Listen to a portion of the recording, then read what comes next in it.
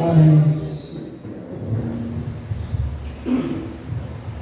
Pai, somos irmãos. Amém. Irmãos, vamos ler aqui a palavra de Deus, né? Deus já vem falar com os irmãos. Mas eu tenho certeza que Deus tem uma palavra conosco aqui. Livro de 2 Reis, o capítulo é o capítulo 5, o verso é o verso número 10 a seguir. Nós vamos meditar um pouquinho aqui. 2 Reis, capítulo 5, verso é o verso número 10. É uma palavra muito conhecida, irmãos, mas ontem à tarde eu meditava um pouquinho nessa palavra e eu achei alguns fatores interessantes aqui. Hoje o irmão Enéas de manhã me mandou mensagem e Deus assim, abençoou nós podemos estar aqui com os irmãos hoje. Versículo 10, do livro de 2 Reis, capítulo 5, que nos diz assim: Então Eliseu lhe mandou um mensageiro dizendo: Vai, lava-te 7 vezes no Jordão, e a tua carne se tornará e ficarás purificado. Porém, Naamã muito se indignou, se foi dizendo: Eis que eu dizia comigo, certamente ele sairá, pôr-se-á em pé, invocará o nome do Senhor seu Deus, passará a sua mão sobre o lugar e restaurará o repouso. Não são porventura Abana e Farpar, rios de Damasco, melhores do que todas as águas de Israel? Não me poderia eu lavar-me neles e ficar purificado? E voltou-se e foi-se com indignação. Então chegaram-se a ele os seus servos e lhe falaram e lhe disseram: Meu pai, se o profeta lhe pedisse alguma coisa grande, porventura não as faria? Quanto mais dizendo-te ele: lava-te e ficarás purificado? Então desceu e mergulhou no Jordão 7 vezes, conforme a palavra do homem de Deus, e a sua carne tornou como a carne de um menino e ficou purificado. Então voltou ao homem de Deus, ele e toda a sua comitiva, e veio e pôs-se diante dele por terra. Eis que tenho conhecido que em toda a terra não há Deus, senão em Israel agora. Pois te peço que tomes uma bênção do teu servo. Porém ele disse: Vive o Senhor, em cuja presença estou, que a não tomarei. E estou com ele, para que a tomasse. Mas ele recusou. E disse Naamã: Seja assim contudo, dê-se a este teu servo uma carga de terra, de um jugo de mulas, porque nunca mais oferecerá este teu servo holocausto, nem sacrifício a outros deuses, senão ao Senhor. Amém? Pode assentar. Irmãos, nessa noite, ontem eu meditava nessa palavra, e nessa noite eu quero falar com os irmãos aqui. Não vou demorar muito, mas o que eu acho, irmãos, mais lindo na Bíblia, é uma das coisas que mais chama a atenção minha dentro da Bíblia, é que a Bíblia, ela nos ensina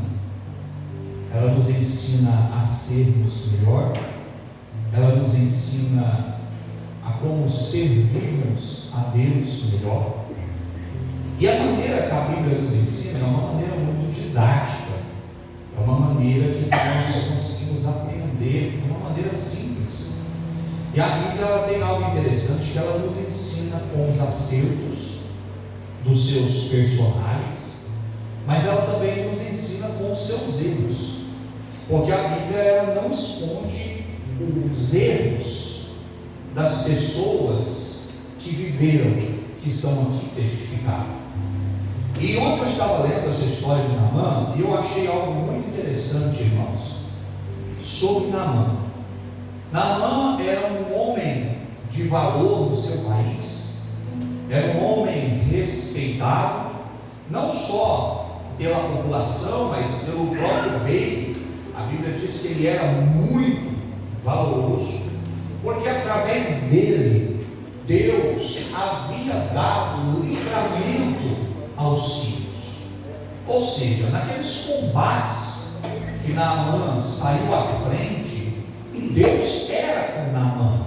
Deus dava vitória à Síria através de Naamã. Só que Naamã tinha um problema na sua vida, que nem toda a sua fama, nem toda a sua riqueza, o seu prestígio, a sua honra, a sua popularidade podia resolver. Naamã, ele era leproso. Ele tinha uma enfermidade que naquela época ela não possuía tratamento, ela não possuía cura. Então uma pessoa, depois de ser diagnosticada com a lepra, a única solução que lhe restava era se conformar com aquela situação e viver leproso o resto da vida, até morrer.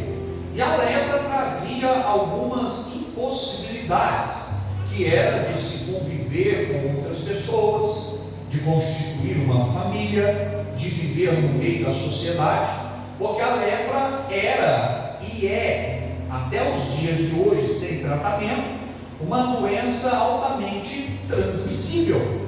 Então, por esse motivo, quando uma pessoa ela estava leprosa, ela era encostada, isolada da sociedade, para que aquela enfermidade não se espalhasse e não virasse uma pandemia, não assolasse a sociedade ou até mesmo o país daquela época. Agora a Bíblia vai dizer que Naamã, o exército da Síria, ele vai sair em guerra contra o exército de Israel. E eles vão levar cativo uma menina. E essa menina ela vai trabalhar na casa de Naamã, e ela começa a observar a situação do seu senhor, porque a lepra ela trazia muita tristeza, muita angústia, e até mesmo trazia incômodos no seu próprio corpo, porque a lepra ela coça demais, e conforme ela vai coçando, vai saindo na pele, vai virando ferida até ficar em carne viva.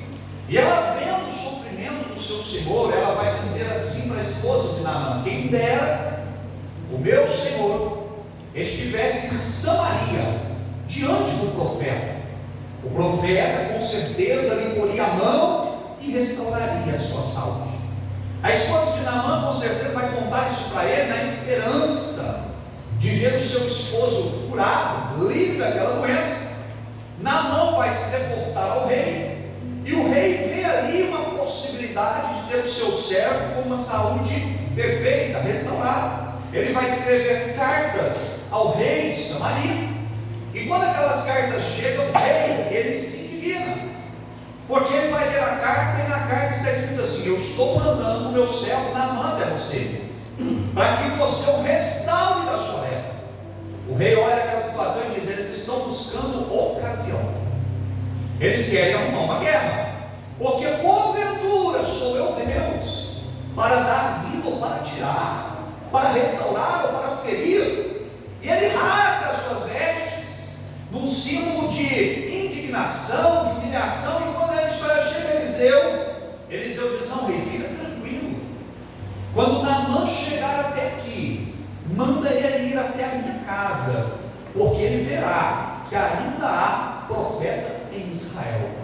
Eliseu demonstra uma confiança, irmãos, extraordinária em Deus, porque Eliseu nunca tinha visto Naamã, Eliseu não conhecia Naamã, Eliseu nunca tinha visto uma foto de Naamã. E o que isso implica na confiança de Eliseu? Eliseu não sabia a gravidade da lepra de Naamã. Se Naamã chega lá com uma lepra pequena no braço, se Naamã chega lá com uma lepra pequena na perna, se Naamã chega lá com uma pequena mancha de lepra no rosto, já seria difícil de ser curado, porque a lepra não tinha cura. Mas Eliseu, sem conhecer a gravidade daquela enfermidade, Naamã poderia chegar lá tomado de lepra da cabeça até os pés, Naamã poderia chegar lá todo coberto, todo ferido, mas ele diz: não importa, se ele chegar com uma pequena mancha, ou se ele chegar coberto da cabeça até os pés, ele verá que ainda há profeta em Israel. Então a confiança de Eliseu é muito grande no seu Deus. Na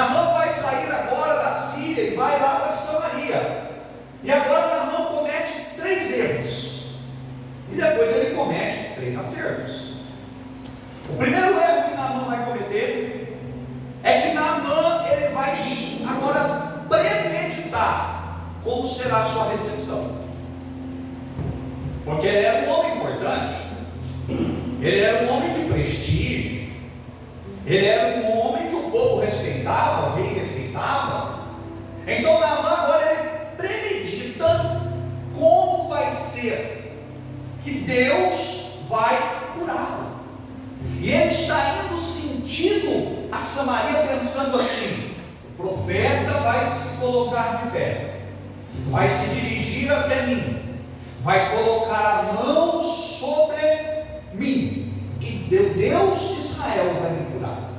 Ele foi com esse conceito feito, porque ele já estava imaginando como Deus iria restaurar a sua saúde.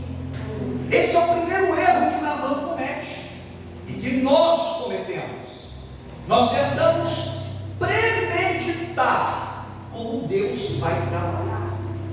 Nós olhamos a situação, nós vemos o que estamos passando, o que estamos vivendo, nós começamos a imaginar: Deus vai fazer assim, Deus vai fazer assim, Deus vai fazer desse jeito, Deus vai fazer assim. Cuidado!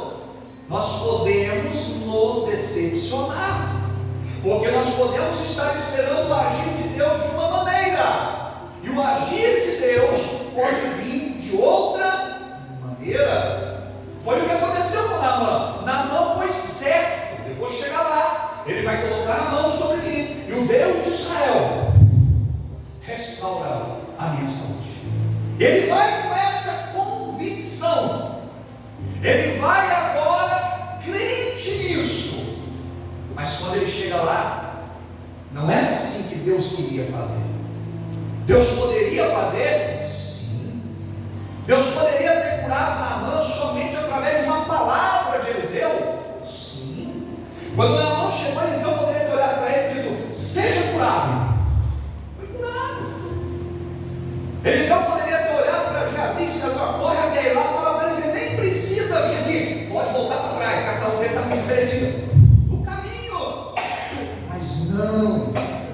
Quando Naamã chega, acreditando que já sabia como Deus iria fazer, ele tem uma surpresa. O profeta não vai ao encontro dele, Geazi vai.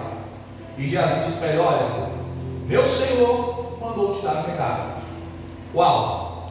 Vá ao Jordão, mergulhe 7 vezes, e você ficará curado. Aí Naamã comete o segundo erro, porque ele diz assim: peraí, eu saí de lá, da Síria, andei isso tudo, para o profeta me mandar mergulhar no rio. Porque a situação do rio naquela época era um pouco complicada. Era um rio sujo, era um rio onde, quando as águas baixavam, os animais chegavam para se alimentar na beira do rio, e muitos animais morriam na beira do rio. Quando a cheia vinha, aquele rio ficava contaminado. Naamã olhou a situação do Jordão e pensou consigo: não existem rios mais limpos lá na Síria? Naamã comete o segundo erro. Naamã quer escolher um lugar que Deus tem que fazer um milagre. E o lugar não é a gente que escolhe, é Deus. Não é a gente. A gente olha e diz: Senhor, muda lá. A gente quer direcionar Deus. Senhor, muda lá. Senhor, faz lá. Senhor, trabalha lá. Não, irmão, quem escolhe o lugar é Deus. Oh, Jesus, glória. Quem olha e diz: é aí que eu vou trabalhar, é Deus. Glória. É Deus que determina o ambiente, o lugar, o local que o milagre vai acontecer. E quando Naamã olha a situação, ele fica indignado. Ele diz: mas os rios da Síria são mais bonitos. E ele comete o terceiro erro, perigosíssimo. Primeiro, ele premedita como vai ser o milagre. Segundo, ele quer escolher um lugar. Terceiro erro que ele comete, ele se indigna. Bom,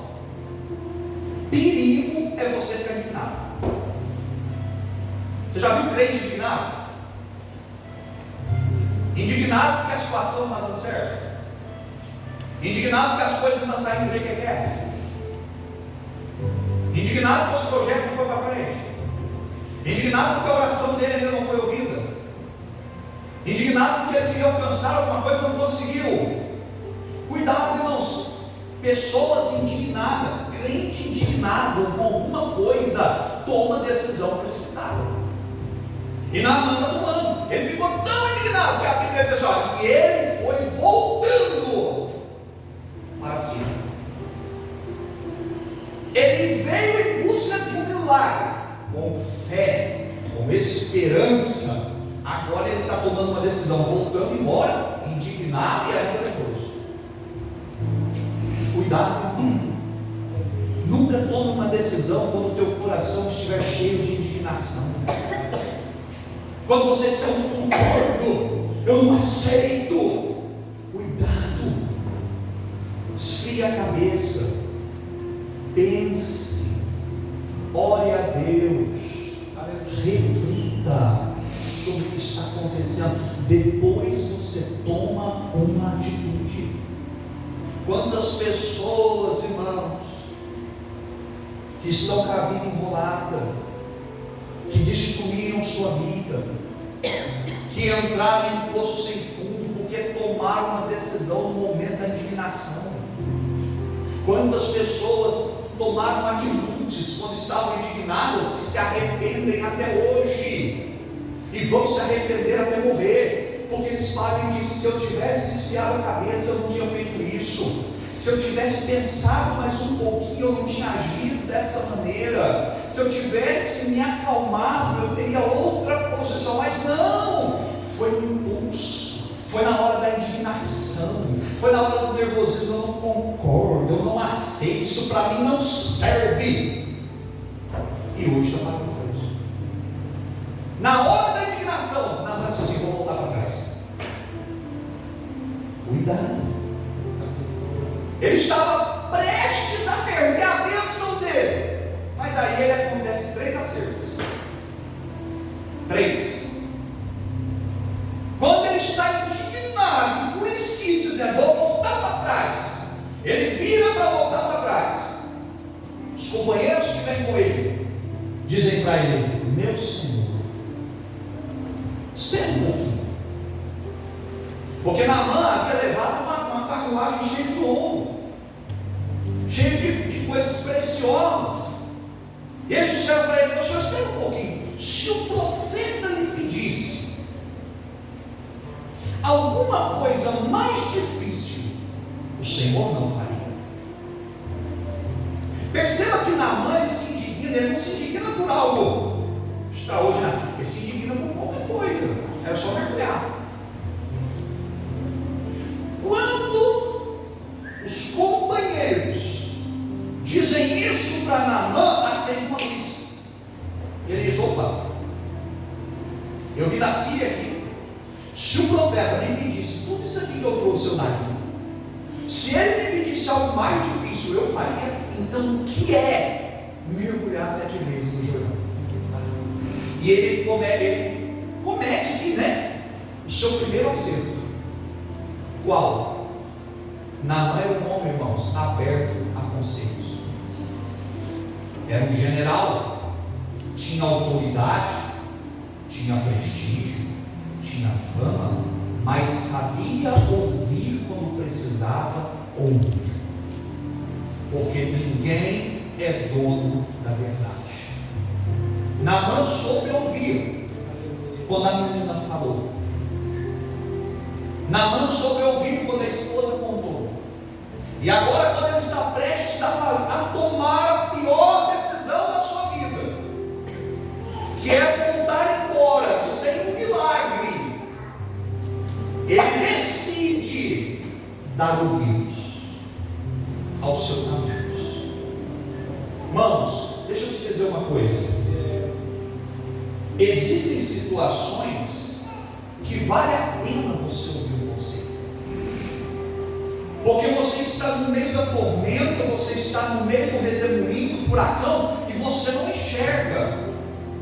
Mas existem pessoas que estão ao seu redor, que estão de fora, que estão enxergando melhor do que você. Então existem momentos, existem situações que vale a pena você procurar alguém, uma pessoa mais experiente, uma pessoa que você tenha como referência, uma pessoa que você olhe e veja Deus na vida dessa pessoa. Tem momentos que vale a pena você chegar a essa pessoa e dizer: o que eu faço? Para onde eu vou? Que decisão? Isto não é vergonha. Isto, primeiro, é humildade. Segundo, é sabedoria. Porque aquele que é sábio, irmãos, ele ouve o conselho, ele escuta o conselho. E não escuta agora os conselhos, é aquele conselho muda a vida de Naamã.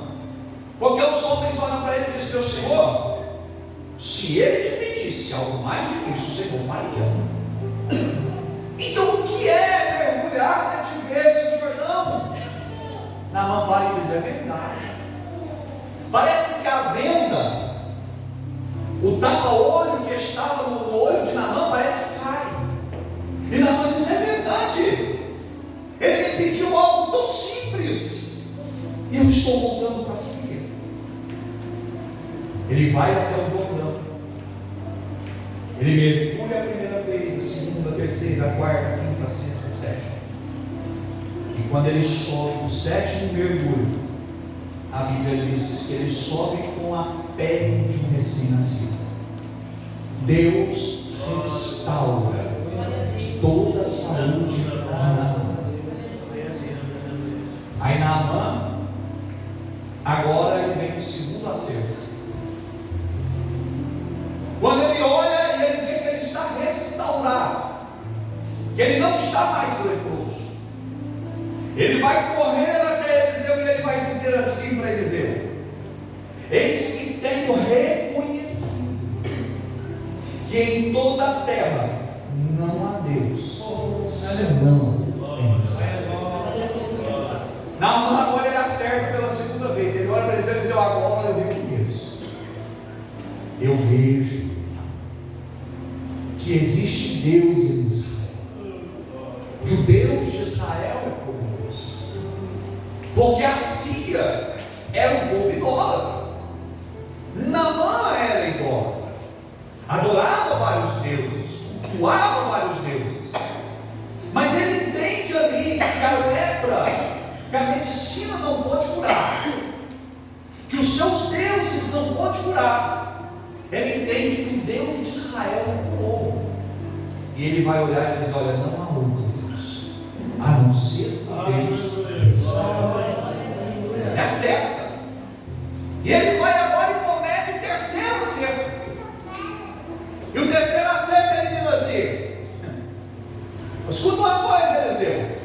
Versículo de número 17. Lá no finalzinho ele diz assim: nunca mais oferecerá este teu servo holocausto nem sacrifício a outros deuses senão ao Senhor. Naamã comete mais um acerto. Ele olha, ele ouve o conselho dos seus amigos, ele é curado, ele reconhece que só o Deus de Israel é Deus. E agora ele vai, ao terceiro acerto, ele vai dizer: a partir de agora acabou a idolatria. A partir de agora, os deuses que eu tinha lá em casa vão sair de lá. Eu não vou mais cultuar, não vou mais sacrificar, não vou mais fazer holocaustos a esses deuses, porque agora eu vou servir o Deus de Israel. E naquele momento, Naamã, ele é liberto da idolatria, ele abandona a idolatria.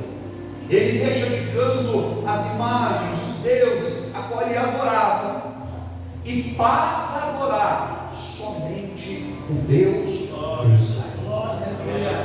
Naamã, irmãos, é para nós um grande exemplo de um homem que errou, de um homem que teve suas falhas, mas também de um homem que alcançou um grande milagre da parte de Deus.